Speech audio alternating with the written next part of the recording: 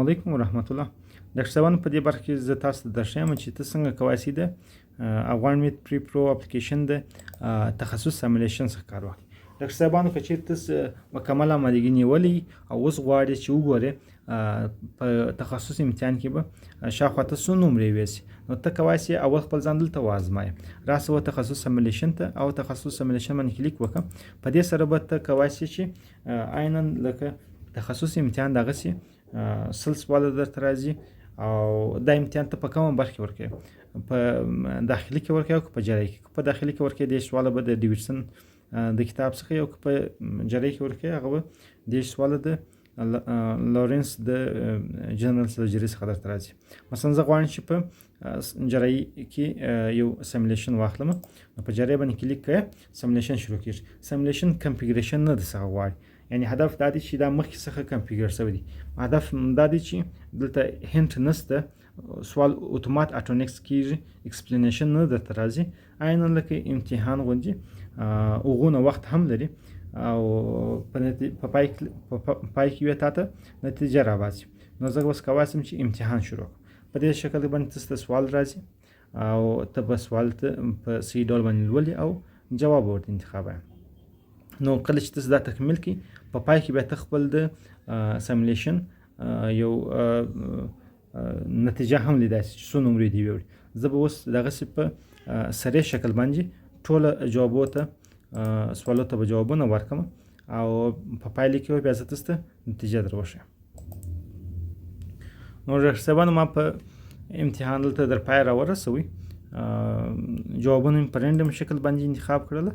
نو کله چې تاسو امتحان خلاص کړئ، دلته تاسو ته راځي چې تاسو رزلټ په لیډر بورډ کې هم ثبت شو، معنا تاسو رزلټ په عمومي صفحه باندې هم راځي. تاسو کولی شئ خپل د امتحان انالایزز هم وګورئ. په دې شکل باندې د امتحان ټوله انالایزز راځي چې ما په رینډم شکل باندې سوالونه ته جواب ورکړي. تقریبا 10% سوالونه مې صحیح سوي دي، یعنی 80 سواله غلط و، باقي 10 سواله صحیح و.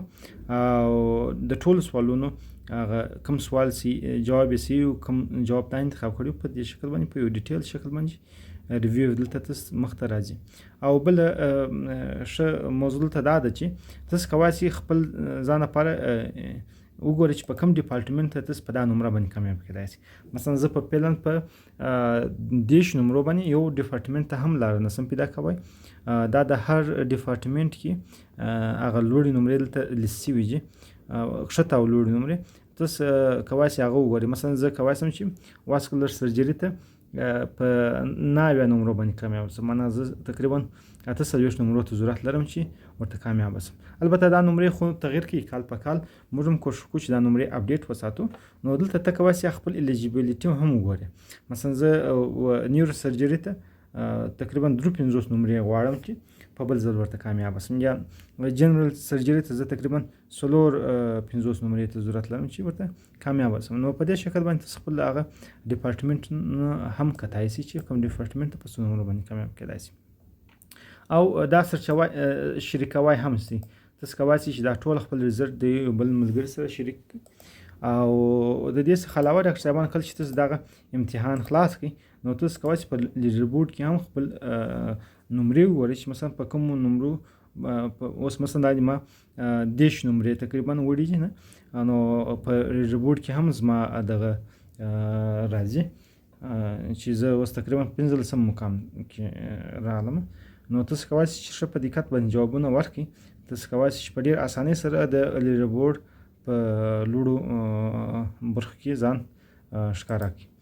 او دلته هم هر سوال معلومیږي چې کوم سوال دی، کوم جواب انتخاب کړی دی، او دا چې تاسو څو نمرې وړي دغه پر اساس بیا یو لیبل هم درکول کېږي.